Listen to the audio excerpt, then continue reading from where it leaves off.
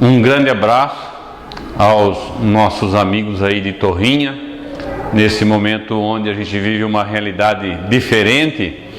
Vamos então fazer a nossa preleção, a nossa exposição, e é importante que a gente tenha esse meio de comunicação que nos possibilita essa troca de ideias, essa reflexão, dizendo a vocês aí que tudo aquilo que a gente traz para a análise daqueles que estão nos assistindo é fruto dos nossos estudos, das nossas pesquisas na doutrina dos Espíritos, no Evangelho de Jesus.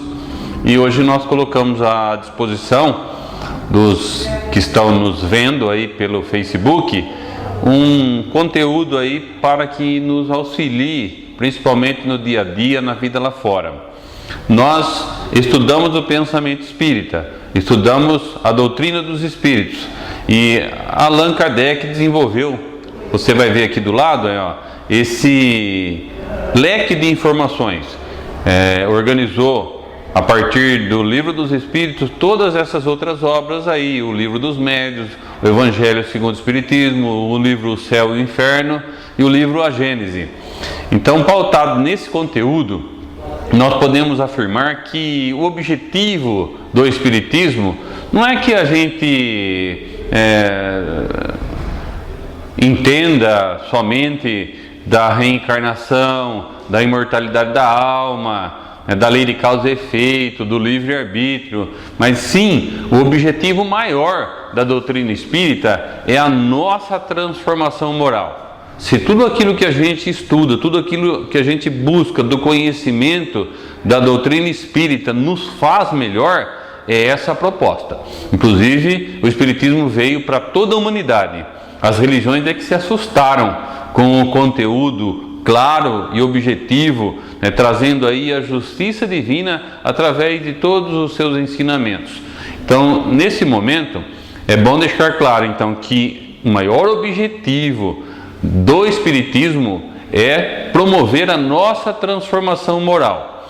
E o objetivo da nossa encarnação, a gente vai trabalhar um pouquinho nessa oportunidade. Então, por que a gente reencarnou? Para que nós voltamos a ter uma vida aqui na matéria? Quais são os objetivos desse propósito e por que nós estamos aqui na Terra? Então, no passo a passo, a gente vai vendo aqui do lado, o primeiro objetivo da nossa encarnação é o aprendizado. A gente sempre tem que aprender coisas novas. E isso, em Espiritismo, Allan Kardec chamou de prova. Olha aí. Então, aprender coisas novas são as nossas provas da vida. Constantemente a gente está enfrentando provas, como um aluno que estuda de vez em quando tem que realizar a prova para se posicionar, para ver o quanto já cresceu, o quanto já aprendeu. Tá? Um outro objetivo da nossa encarnação é esse segundo aqui, ser exemplo para as pessoas. Por quê? Porque a gente já faz muita coisa corretamente, a gente já é bom em muitos aspectos da vida. Somos espíritos ainda imperfeitos, mas a gente já melhorou muito em alguns aspectos. Nisso que a gente já faz bem, nós temos que auxiliar aqueles que convivem conosco. Então, devemos dar exemplos da nossa boa conduta. Isso Allan Kardec chamou, olha aqui, de missão. Então, cada um tem um projeto para a sua encarnação e cada um tem algumas tarefas a realizar. Assumiu esse compromisso. Então, temos aí também a nossa missão, é dar exemplos daquilo que a gente já faz bem. E, em terceiro ponto, o terceiro objetivo da nossa encarnação é esse aqui, reeducar a nossa alma. Nós temos um passado comprometido, tanto nessa encarnação como nas existências anteriores. Então nós reencarnamos também para reeducar a nossa alma. E isso em doutrina espírita a gente chama, olha aqui, de expiação. Então basicamente são esses três pontos, são esses objetivos da nossa atual existência, que é a prova, a missão e a expiação. Lembrando que nós vivemos num planeta de provas e expiações. Então o nosso espírito, né, quando reencarna, ele vai fazendo passo a passo o seu aprendizado.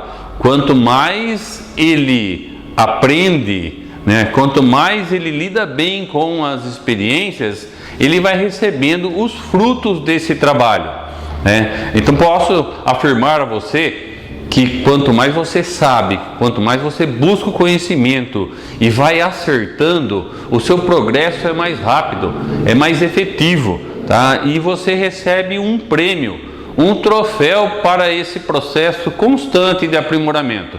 Você vai realizando a sua transformação moral, vai melhorando ao longo do tempo, e o prêmio que você recebe por isso é a liberdade. Olha aqui, então, relembrando esse nossa última fala, tá? Você lida bem com as experiências, você acerta muito e recebe como prêmio a liberdade.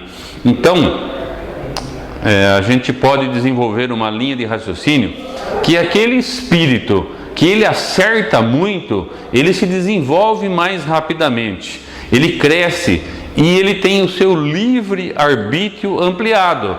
Então podemos afirmar o seguinte, olha só aqui, ó, quanto mais eu aprendo e acerto, mais livre-arbítrio eu tenho, mais liberdade. Quanto mais eu aprendo, eu sei, eu conheço as leis e erro, cometo ainda equívocos, né, eu tenho a minha liberdade cerceada, menos liberdade. Então a nossa intenção nessa reflexão, nesse momento em que a gente atravessa, é que você entenda, né, que é muito importante essa análise desse aspecto da nossa vida.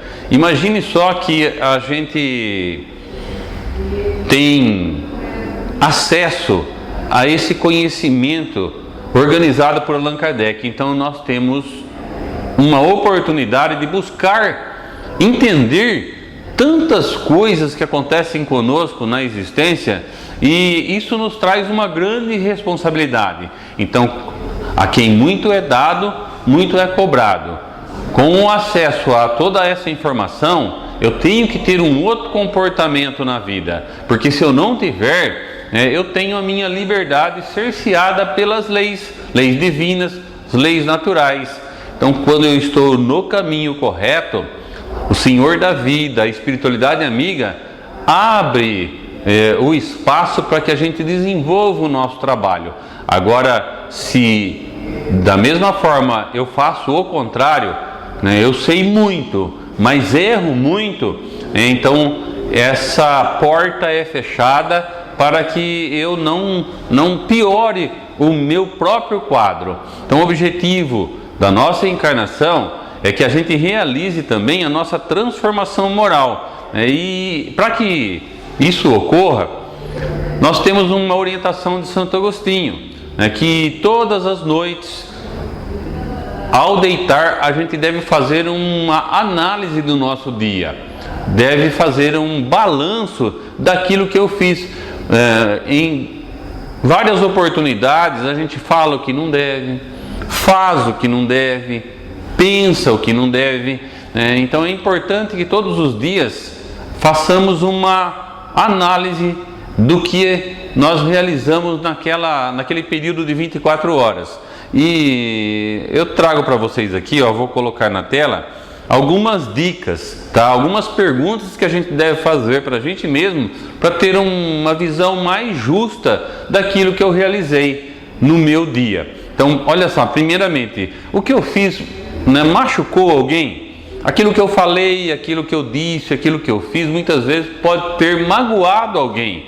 Então, qual é o balanço que eu faço daquela minha atitude no dia de hoje?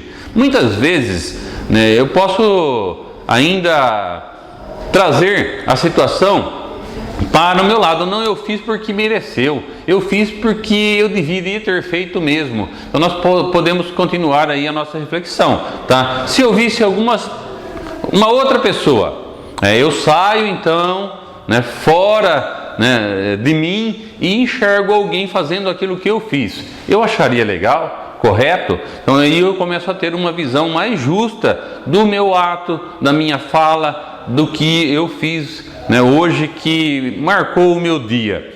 Uma outra pergunta que eu posso fazer para mim mesmo: se eu visse todo mundo, se todo mundo resolvesse agir como eu agi, seria interessante? Seria proveitoso? Mais ainda, o que eu fiz preserva a vida ou atenta contra a vida? Tudo isso vai me levando a uma análise mais justa daquilo que eu fiz no dia de hoje e vai me dando uma condição de fazer diferente amanhã. Podemos encerrar esses questionamentos dizendo assim, e se fosse Jesus? Coloquemos Jesus de Nazaré na nossa posição. Ele falaria aquilo? Ele teria feito o que eu fiz? Aí a gente vai vendo, na essência, qual foi o nosso comportamento. Se eu acertei, ótimo, eu fico com a consciência tranquila, durmo tranquilo, e continuo a minha caminhada, a minha estrada em direção aí a um ser humano melhor, mais preparado para vivenciar o Evangelho de Jesus. Agora, se a análise que fiz me aponta correções no caminho, eu vou acordar amanhã com um pouco mais de atenção, em todos os meus atos. E é isso que vai fazendo passo a passo a minha transformação moral. O que nós às vezes percebemos no contato com as outras pessoas, e é bom que se diga que isso foi a tônica do Evangelho de Jesus. A vida que vale a pena é a vida que se preocupa com o próximo, que ama o próximo, que auxilia, que consola, que ampara o nosso semelhante. Essa é a diferença da mensagem trazida por Jesus de Nazaré.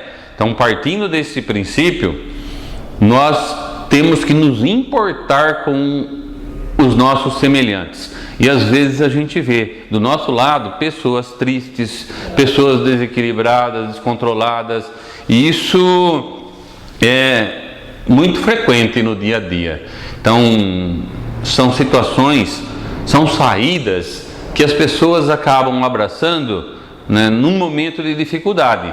Essa tela aqui que eu coloco para vocês agora, então a pessoa que se deixa envolver pela tristeza, ela se esconde na amargura, e a gente vê no dia a dia muitas pessoas tristes, muitas pessoas que estão aí com um desânimo, uma dificuldade muito grande aí de ser otimista. É o pessimismo que toma conta, principalmente em dias como estamos vivendo na atualidade, E essa tristeza muitas vezes nos leva à fuga. Essa fuga muitas vezes aí ela é física ou às vezes é psicológica. A fuga física, às vezes a pessoa muda de emprego, muda de casa, muda de cidade, e o que eu coloco aqui, o karma, que não é uma palavra espírita, karma aí, calma aí, a gente leva na mala, leva na bagagem. Então muitas vezes a gente muda, foge da realidade, foge da nossa proposta de vida, e lá na frente a gente vai ver que volta a sofrer as mesmas consequências, porque faz parte da nossa prova ou da nossa expiação. Então é importante que a gente tenha em mente os objetivos da nossa encarnação. Coloco aqui de novo para vocês: nós reencarnamos para aprender coisas novas, para dar exemplos, e também para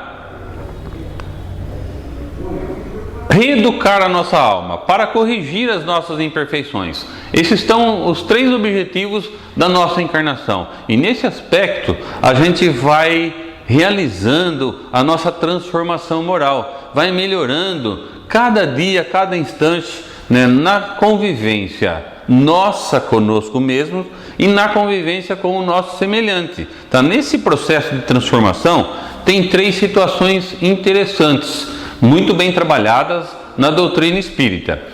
O primeiro processo é o de autoconhecimento. Conhece-te a ti mesmo.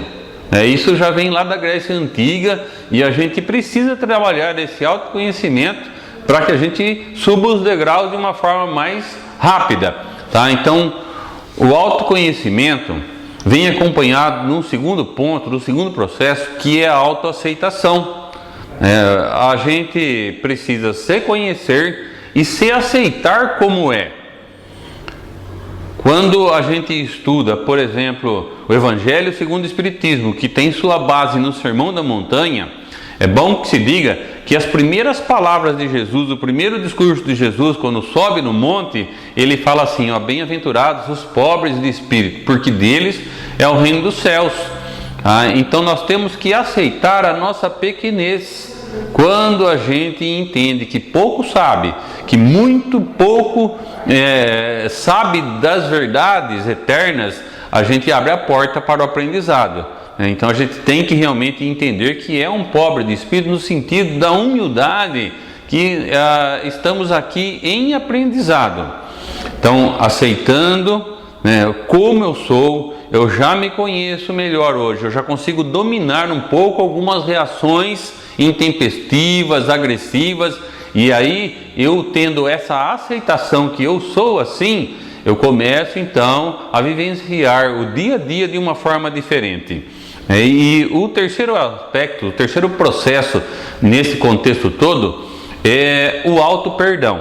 A gente fala muito em perdoar as ofensas, o problema é que tem pessoas que não se perdoam. E isso agrava o quadro. A gente fica preso a um passado e não vive o presente e não vive o futuro que se apresenta. Então vejam só, nós podemos fazer aí um paralelo com um carro. Você senta no seu carro e você vai sair para dirigir pela cidade. Você tem à sua disposição um grande para-brisa para olhar para frente, para prestar atenção no que vem ali à sua frente. E a gente tem aí o espelho retrovisor, seu lado esquerdo, seu lado direito, ali um pouquinho acima. E de vez em quando a gente tem que olhar no espelho retrovisor para se posicionar. Então o passado é como o espelho retrovisor, ele tem que ser olhado de vez em quando só para mostrar a nossa atenção, que a gente não cometa mais aqueles atos do passado, mas a gente não pode ficar preso a esse passado. Temos todo um para-brisa à nossa frente que requer atenção, requer trabalho, lembrando aqui aquela orientação do Espírito Emmanuel por Chico Xavier, que não dá para mudar uma vírgula do passado, mas dá para fazer diferente daqui para frente. E é isso que a gente tem que focar na nossa existência, principalmente no momento atual. Não podemos ficar presos a essas coisas que nos amarram e nos seguram a felicidade no presente e no futuro. Que nós possamos trabalhar efetivamente para que a gente viva de uma forma diferenciada, aproveitando o conhecimento espírita. É fundamental que a gente aproveite o saber para ter outras atitudes, outros momentos de alegria, porque é para isso que nós estamos aqui, tá? Caminhando então para o encerramento desse nosso bate-papo, eu só volto a colocar aqui na tela o resuminho dos objetivos da nossa encarnação, tá? Lembrando então que nós viemos para quê? Para resolver aquilo que tem de ruim dentro de mim. Eu trago uma herança do passado, eu trago uma herança das encarnações, onde lá eu não fui boa rolha, eu fiz coisas que graças a Deus e ao nosso desenvolvimento hoje eu não faço mais, mas eu tenho algumas coisas para trabalhar. Então isso, na doutrina espírita a gente chama de expiação. Também vim para prestar um serviço extraordinário, ou seja, para fazer aquilo que de bom eu trago dentro de mim. Então eu tenho que transmitir isso às pessoas que comigo convivem. Então faça um trabalho bem feito, dê exemplos, ampare, console, alivie as dores daqueles que estão ao seu lado.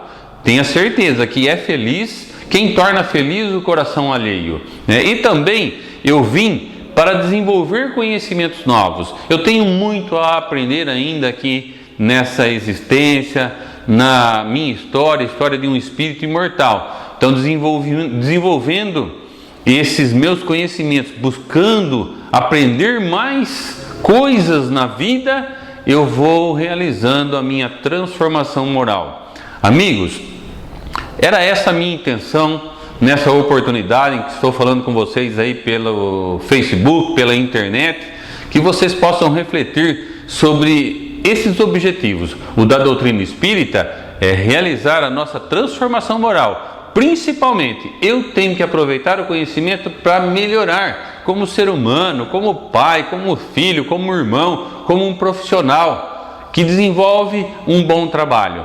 E, aliado a isso, os objetivos da minha existência na Terra é que eu também faça esse mesmo papel. E eu tenho todas as condições para isso. E é importante nessa história toda a gratidão, que possamos agradecer a Deus. Nós somos provavelmente um trabalhador da última hora, um trabalhador que já teve contato com essas verdades eternas e não deu bola. Nós temos que tomar cuidado para não se comportar como um trabalhador da primeira hora, que vive reclamando, que acha que merece mais, que acha que pelo seu esforço ele deveria estar numa situação melhor. Não, a gente, como espíritas que somos, somos considerados esses trabalhadores da última hora, que está sendo dedicado, que agora surgiu a oportunidade de reencarnar nesse país fantástico, nesse momento ímpar da história da humanidade, que é um momento de transição. Nós estamos vivendo isso. O mundo está se transformando. Em poucos anos, talvez algumas décadas, a nova geração estará implantando na Terra esse mundo melhor. E a gente está aqui fazendo parte dessa história. Vamos aproveitar, vamos abraçar a mensagem do Mestre de Nazaré e seguirmos juntos. Um abraço a todos, obrigado pela atenção, muita paz no coração e até uma próxima oportunidade.